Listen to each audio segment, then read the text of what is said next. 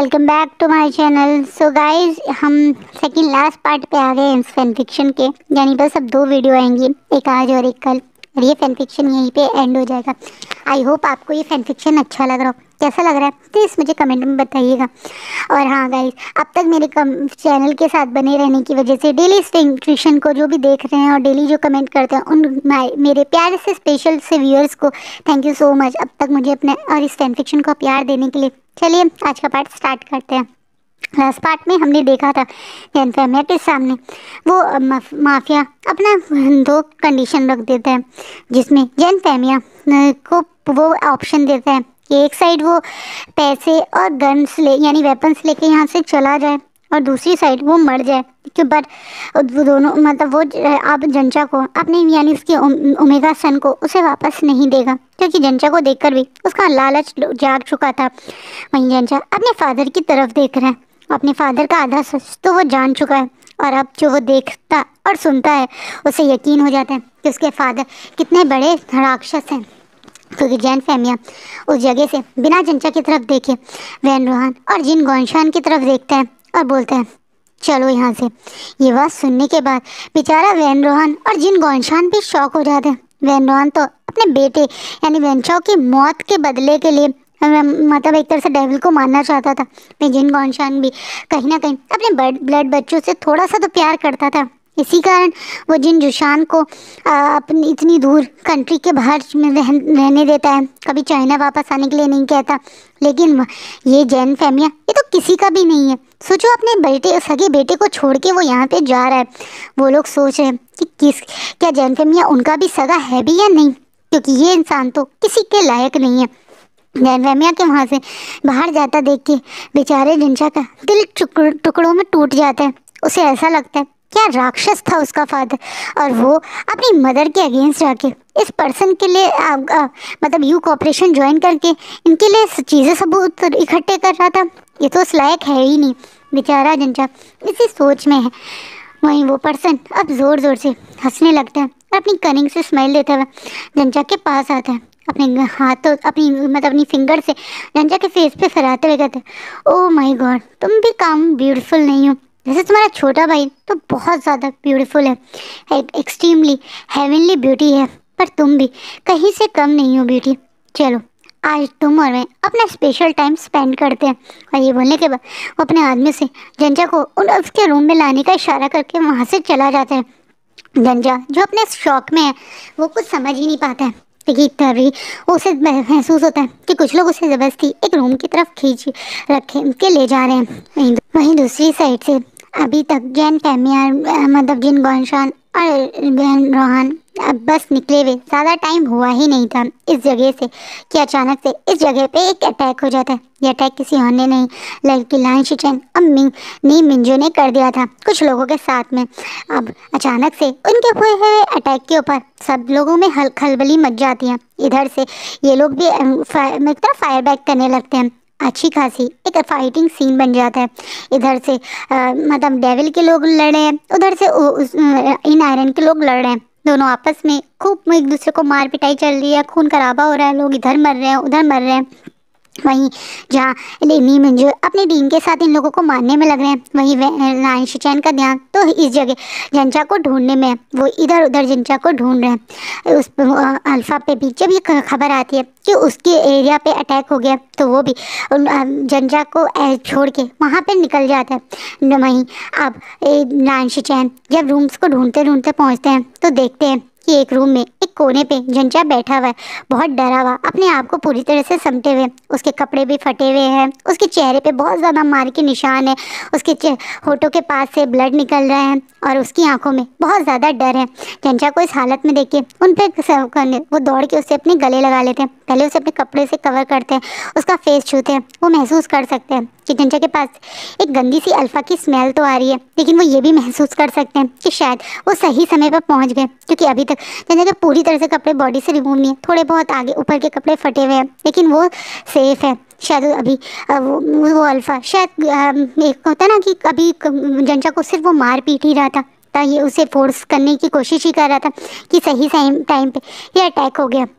जंजा शिचैन को वहाँ देख के शिचैन को गले लगा के जोर जोर से रोने लगता है और कहने लगता है कि उसके फादर एक हैवान है, उसके फादर उसे यहाँ ऐसे छोड़ के चले गए पर वो यहाँ पे उसे बचाने आए हैं। बेचारा जंजा को शांत करके शिचैन वहाँ से निकल ही रहे थे। जंजा और शिचैन अभी यहाँ से निकलने की कोशिश ही कर रहे थे कि अचानक से शिचैन को पीछे से कोई बहुत जोर से हिट करता है। ये कोई और नहीं बल्कि इन आयरन का वही माफिया, अल्फा माफिया है, जो कि शिचैन को पीछे से एक रॉड से हिट करता है, जिससे शिचैन के सर पे काफ़ी गहरी चोट आ जाती है। लेकिन उसके बावजूद शिचैन उसके साथ फाइट बैक करते हैं। ये लोग हाथों से ही लड़ रहे हैं। शिचैन एक यंग अल्फा है और वो एक 55 एज का अल्फा है, लेकिन उसके बावजूद वो शिचैन पे अटैक करने पे कमी नहीं कर रहे हैं। वहीं उसके लोग भी अब शिचैन के ऊपर अटैक कर रहे हैं। वहीं शिचैन को सेव करते हुए जंजा भी हेल्प कर रहे हैं। वो शिचैन के साथ इन लोगों से फाइट बैक कर रहे हैं।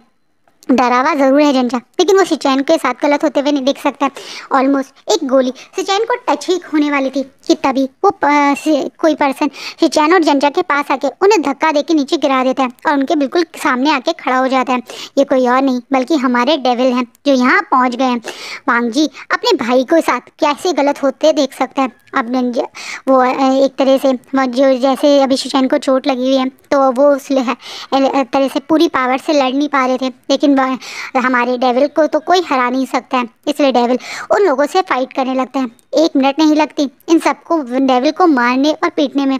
वो माफिया लीडर वहाँ से भाग जाता है। वहीं दूसरी तरफ इनकी आधे से ज़्यादा टीम को मार चुके हैं ये लोग, तो इन लोगों को ज़्यादा टाइम नहीं लगता बाकी टीम को कंट्रोल में करने के लिए। लेकिन वो माफिया लीडर इतनी जल्दी हार मानने में से कहाँ था।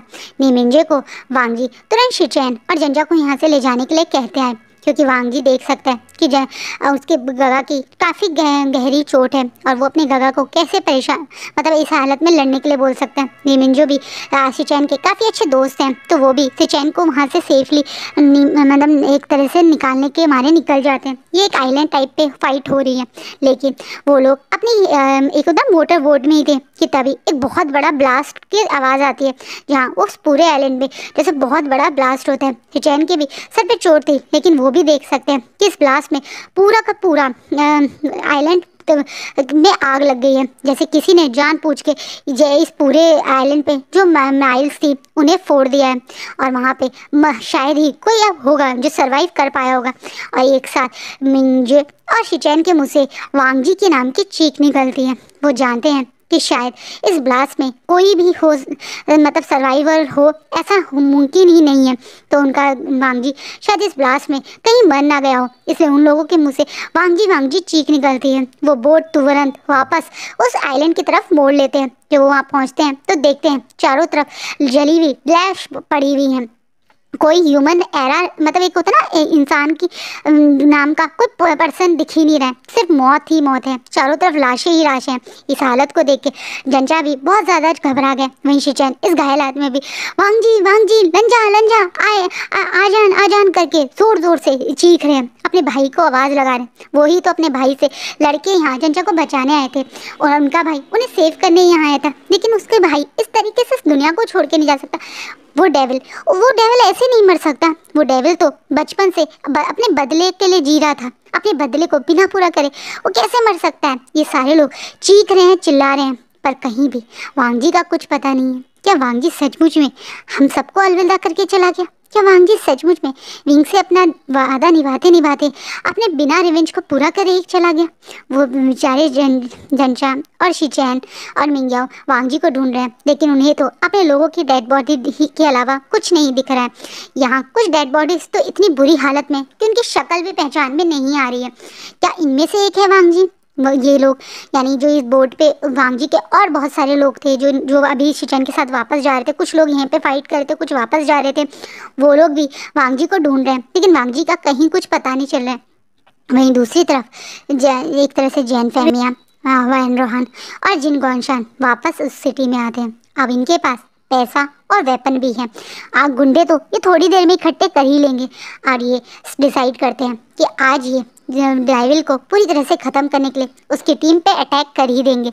मिंग्याओ के अंदर इन्होंने एक ट्रैकर सेट किया था ताकि ये पता कर सके मिंग्याओ कहाँ जाता है। तो इन्हें उस हॉस्पिटल का एड्रेस पता चल गया था जहाँ पे मिंग्याओ मतलब जाता था तो ये लोग उस जगह अटैक कर देते। मिंगाओ ऑलरेडी मर चुका था क्योंकि उसे शिचेन यहाँ से मतलब जब गए थे जंचा को बचाने उससे पहले ही मिंगाओ को मार चुके थे। लेकिन मरने के बाद भी मिंगाओ इन डेविल की टीम के लिए इतनी बड़ी मुसीबत बन गया था, इन लोगों को आइडिया नहीं था। सॉन्गलैंड और शिनचैन भी पूरी जान से अपनी बची हुई टीम के साथ एक तरीके से जैन फैमिया के लोगों के और वैन रोहान और जेन जोशान के साथ लड़ रहे हैं। लेकिन इन लोगों के लिए थोड़ा मुश्किल हो रहा है क्योंकि इनकी आधी टीम यहाँ नहीं है, थोड़ी टीम के साथ ही ये सब कर रहे हैं। वहीं दूसरी तरफ जब ये अटैक हो रहा है तो वहीं जैन फैमिया ने अपनी बची हुई टीम के साथ पता करने के लिए बोला है वह कि विंग कहाँ है, क्योंकि उसे अब विंग को वापस लेके जाना है। जैसा उसने डिसाइड किया था कि विंग को वो वापस लेके आएगा ताकि और जो आधी डील रह गई है यानी लोग जो उसे चाहिए, बेस्ट फाइटर जो उसे चाहिए इन आयरन की टीम माफिया वाले उसे वो चाहिए, इसलिए वो अब एक तरीके से विंग को भी ढूंढ रहा है। उसे खबर मिलती है कि विंग एक जिनशी नाम के मेंशन में है जो वांगजी का ही मेंशन है। तो वो अपने कुछ लोगों के साथ जो उसके एक तरीके से होता है ना गुंडे, उसके जो टॉप लोग हैं उन लोगों के साथ विंग को देखने वहाँ जिनशी पहुँच गए। चारों तरफ माहौल कुछ अलग है। क्या डेविल की टीम हार रही है? अभी तो बिल्कुल ऐसा ही लग रहा है क्योंकि सॉन्गलैंड और शाओ शिनचैन अकेले वैन रोहान और जेन जोशान के साथ लड़ रहे हैं। वहाँ पे वांगजी क्या कुछ पता नहीं है, पता नहीं वांगजी जिंदा है या मर गया है। नी मिंजू, लान शिचैन और जंचा भी उसी आइलैंड पे रहे। वहीं दूसरी तरफ जैन फैमिया अपने गुंडों के साथ विंग को लेने पहुंच गया है।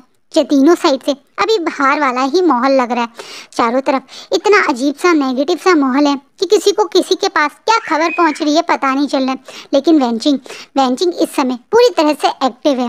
वेंचिंग भी इन लोगों की टीम में है, इसलिए ये बात कुछ लोग जानते थे। वेंचिंग को वांगजी ने एक टास्क दिया हुआ है, वो पेन ड्राइव जिससे ये सब कुछ शुरू हुआ था। वो पेन ड्राइव वैन रोहान, जिन जोशान और जैन फैमिया की वो पोल पट्टी है जो उन लोगों का सच साबित कर सकती है। इसमें बहुत सारे वीडियोस, बहुत सारे ऐसे प्रूफ हैं जो लोगों के सामने यानी आम लोगों के सामने इन तीनों का सच बता सकते हैं कि कैसे ये लोग ये माफिया वर्ल्ड से लिंक हैं, कैसे इन्होंने गुसुस टाउन को बर्बाद किया, कैसे ये ओमेगास को बेचते हैं, छोटे छोटे बच्चों को बेचते हैं, कैसे ये लोगों के ऑर्गन को निकाल के बेच देते हैं, कैसे ये गोल्ड स्मगलिंग और इन सब चीज़ों में है। हर तरीके से ये इन लोगों के खिलाफ जितने भी सबूत हैं इन पेन ड्राइव्स में थे, जिन पेन ड्राइव्स को मतलब एक तरीके से ये लोग ढूंढ रहे थे। और वेंचिंग का ये काम है कि अगर कुछ भी होगा माफिया डेविल की टीम को तो ये जो जिन जुशान का मतलब सॉरी जिन गॉनशान का, वैन रोहान का और जियांग फैमिया का जो सच है वो तो लोगों के सामने आ जाए। इसलिए वेंचिंग तो पूरी रेडी बैठी है कि अगर कुछ भी गड़बड़ हो तो तुरंत वो ये सब कुछ मीडिया हाउसेस में और एक तरीके से सब सारे सर्वर हैक करके एक तरह से जो होता है ना मीडिया टीवी स्टेशंस और उन सब के पे ये सारी वीडियोस चला देगी। वो तो एक साइड बैठी हुई है लेकिन दूसरी साइड चीज़ें बहुत अलग हो गई हैं। विंग अभी भी वहाँ बैठा हुआ है और बहुत स्ट्रेस में, जिसे शुयांग बार बार शांत करने की कोशिश कर रहा है। पहले की तरह थोड़ा विंग से फ्लर्ट कर रहा है लेकिन आज विंग के चेहरे पे शुयांग के बाद कोई स्माइल नहीं है, जैसे वो कंसर्न है। आज उसका मन लंजा को भेज तो दिया है पर बहुत घबरा रहा है। उसे पता है माफिया वर्ल्ड अच्छा नहीं होता, उसे पता है कितने खतरनाक होते हैं लोग। उसे डर है कि उसका लंजा ठीक होगा या नहीं। आज पहली बार विंग की आंखें बार बार गेट की तरफ जाती हैं जहां वो चाहता है कि उसका लंजा वापस आ जाए। वो कल तक विंग लंजा से बहुत नाराज था, उस पर गुस्सा था, उससे नफरत फील कर मतलब एक होता है ना नाराजगी वाला गुस्सा था। लेकिन अब उसकी नजरें एक एक पल जैसे वांगजी को देखना चाहती हैं। उसका मन बहुत घबरा रहा है। अचानक से उसे एक अजीब सी फीलिंग आ रही है जैसे उसके अल्फा को कुछ हुआ है। उसे एक्सट्रीम अपनी जो मार्क है ना अल्फा मार्क, उसमें पेन भी हो रहा है। उसे पता है जब बॉन्डेड अल्फा और ओमेगास होते हैं, जब एक दूसरे के साथ किसी को चोट लगे थे तो दूसरा पार्टनर वो पेन फील कर सकता है और उसे वो ही पेन फील हो रहा है। जैसे उसका सिक्स सेंस कह रहा है कि उसका लंजा ठीक नहीं है, उसके लंजा को कुछ तो हुआ है, इसलिए वो बहुत पेन में है। वो बार बार इधर उधर देख रहा है और बार बार शुयांग से कह रहे हैं कि वो तो लंजा की टीम का मेंबर है ना, तो वो पता करे कहाँ है लंजा, शिचैन, क्या वो लोग ठीक हैं, किसी से कॉन्टैक्ट करें।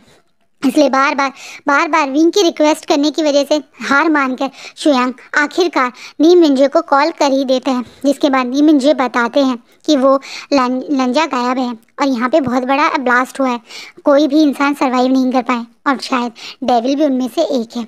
शुयांग विंग को तो ये नहीं बताता, लेकिन तुरंत सॉन्गलैंड और शाओशिनचैन को कांटेक्ट करने की कोशिश करते हैं, जिसे उसे समझ में आ गया शायद उनके हेडक्वार्टर पे भी अटैक हुआ है। अब शुयांग को डर लग रहा है विंग की सेफ्टी के लिए। उसका अल्फा कह रहा है कि शायद अब इन लोगों के ऊपर भी अटैक हो सकता है, इसलिए वो तुरंत विंग का हाथ पकड़ता है और इधर उधर देखने लगता है। तो देखता है कि इस रूम में एक बॉक्स साइड में रखा हुआ है, जैसे डेकोरेशन के लिए लोग एंटिक बॉक्सेस नहीं रख देते हैं लकड़ी के, उस टाइप का रखा हुआ है। वो विंग का हाथ पकड़ के उस जगह उसे बैठा देता है और उसका फेस कवर कर देता है, क्योंकि अभी उसे गाड़ी की बहुत ज़्यादा हॉर्न की आवाज़ें भी आ रही हैं। वो समझ चुका है कि अब मौका है कि फाइट का। वो अकेला है, यहाँ पे कोई बहुत ज़्यादा लोग नहीं है, 2 लोग सिर्फ गेट पे हैं, कुछ लोग आसपास में हैं, पर वो लोग ज़्यादा टाइम तक, अगर ज़्यादा लोग हैं तो मतलब कुछ कर नहीं पाएंगे और वो विंग को किसी की हालत में खतरे में नहीं डाल दे सकता।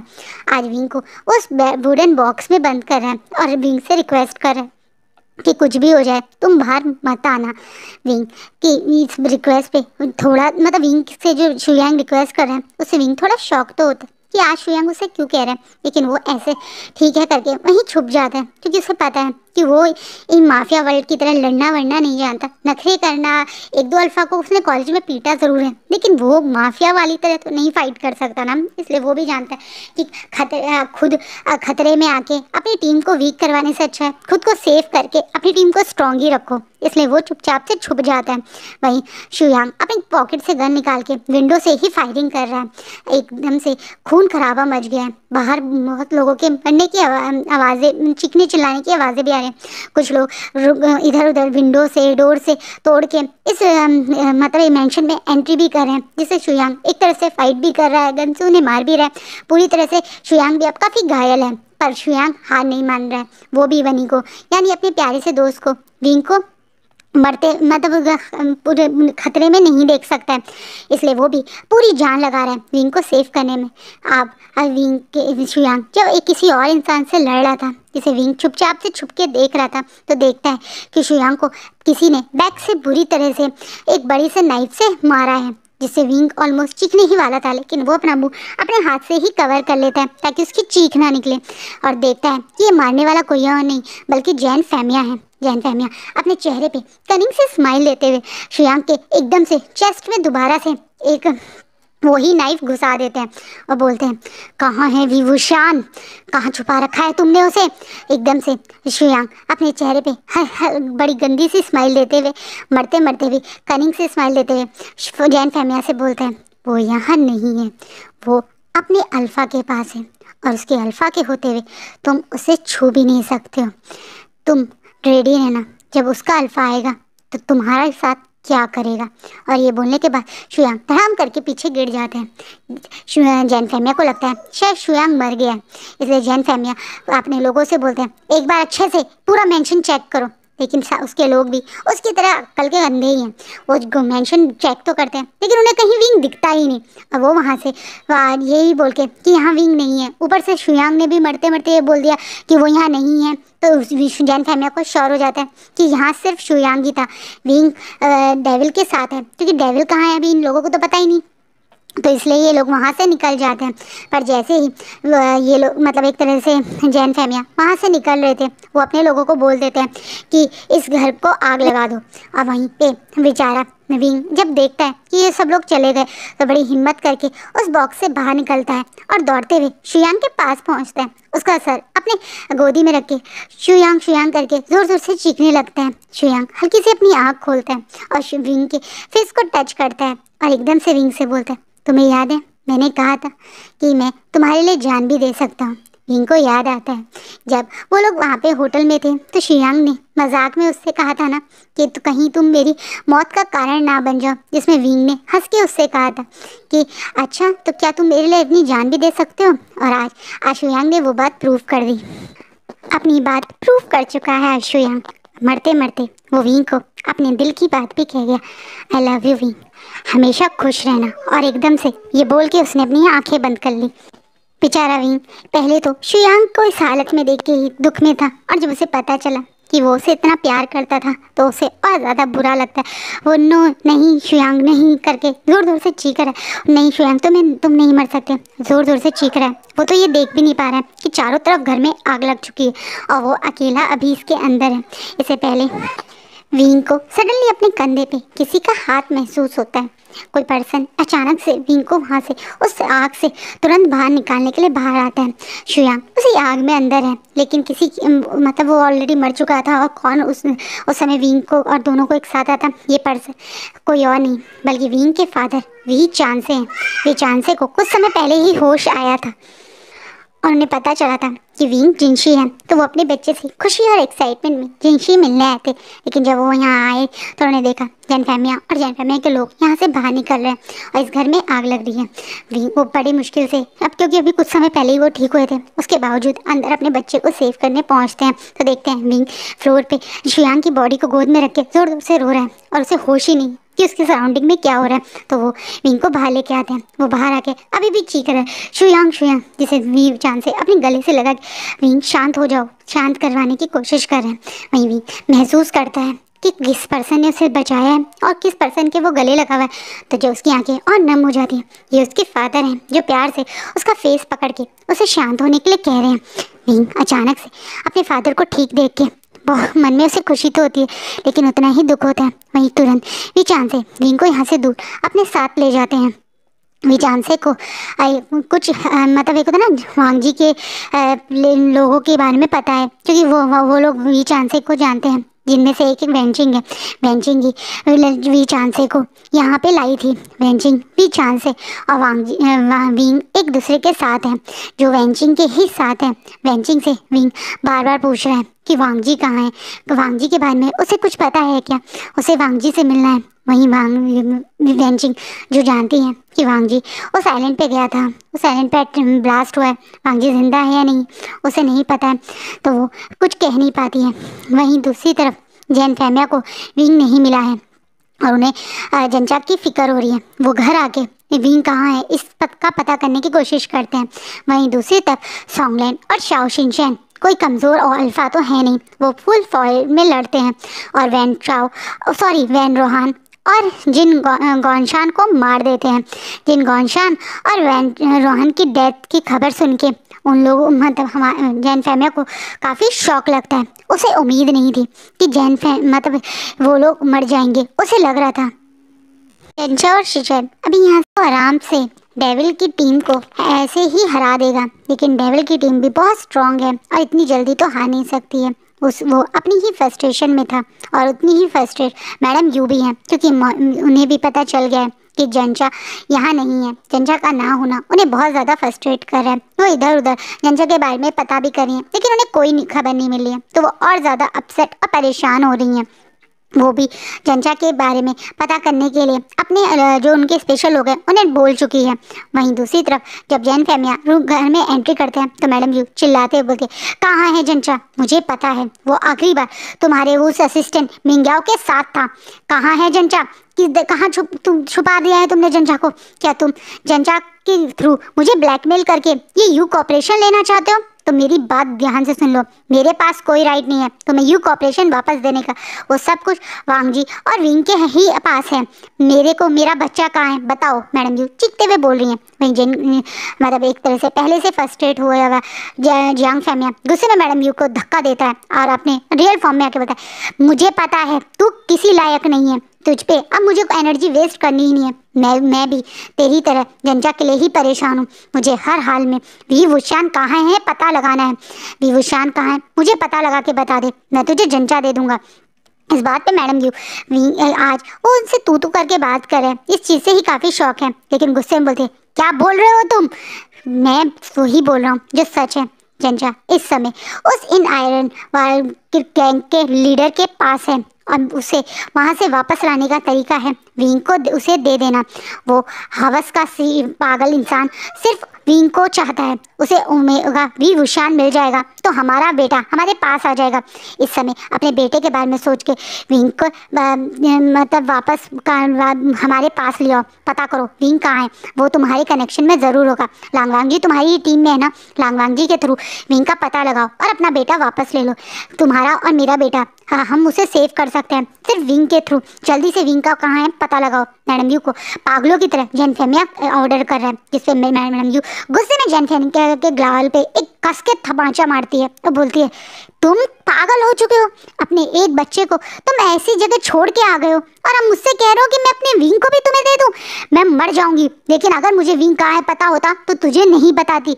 तुझ जैसा गिरा हुआ इंसान, मैंने तुझ जैसे इंसान से कभी प्यार किया था। मुझे अपने आप पे गुस्सा आ रहा है, अब मन कर रहा है कि मैं दीवार में सर मार मार के अपने आप को ही मार दूं, क्योंकि तुझ जैसे इंसान पे ट्रस्ट करके मैंने कितनी बड़ी गलती की है। मुझे आज महसूस हो रहा है कितना अच्छे थे वीचान से, उसने कभी मेरे बारे में गलत नहीं सोचा। तुम्हारे बच्चों को अपना बच्चा माना और तू तो अपने बच्चे को सगा नहीं, दूसरे के बच्चों को क्या अपना मानेगा। जंचा को तू ऐसी जगह छोड़ के आ गया, कैसा बाप है तू। ऐसे करके मैडम यू जैन फेमिया को गालियां देने लगती हैं, मारने लगती हैं, पर जैन फेमिया पर कोई फर्क नहीं पड़ रहा। वो तो अब किसी भी हालत में डेविल को मारना चाहता है। उसे पता है कि अब उसका आखिरी समय आ रहा है, इसलिए वो मैडम यू के बालों से पकड़ के जोर से मैडम यू का फेस पकड़ता है और बोलता है, मैं तो भूल ही गया, तू और एक ऐसा इंसान मेरे पास है जिसके बदले वो लांगवांग जी तुरंत मुझे विभूषण को वापस दे देगा। हाँ, मैं तो भूल ही गया था कि मेरे पास तो अभी भी एक जैकपॉट है और मैं उसे यूज़ करूँगा। तू और वो दोनों ही मुझे विभूषण को देंगे, वापस मेरे पास लाने की एक सोर्स है, और अब वो होगा जो मैं चाहता हूँ। जैन फेमिया जोर जोर से हंस के मैडम यू को बहुत ज़ोर से धक्का देता है, जिससे मैडम यू का सर आगे एक टेबल पे जाके लग जाता है और वो अपने सर पकड़ के बेहोशी हो जाती है। अब जैन फेमिया अपने फ़ोन पॉकेट से निकालता है और बोलता है कि अभी के अभी न्यूज़पेपर या जितने जान पहचान वाले लोग हैं उनके यूज़ करके न्यूज़ में निकाल दो कि पुराने गायब हुए हुए फेमस पुलिस ऑफिसर लान कुरैन एक पुराने हॉस्पिटल में मिले हैं, उनकी फैमिली उनसे मिलने आ सकती है। इस न्यूज़ के बाद मुझे पता है कि वो लांगवांग जी ज़रूर यहाँ आएगा। और ये सोच के जैन फेमिया ज़ोर ज़ोर से हंसने लगता है और आज का पार्ट यहीं रुकता है। तो गाइस, आपको क्या लगता है कल का इसका फाइनल है, क्या है इस फाइनल पार्ट की स्टोरी, उसको देखने आप ज़रूर आना। अब तक जैसा लग रहा है आपको ये फैन फिक्शन, मुझे कमेंट में आप बताना ज़रूर। और अगर आपको वीडियोस अच्छी लगती हैं तो लाइक भी ज़रूर किया कीजिए। Thank you. और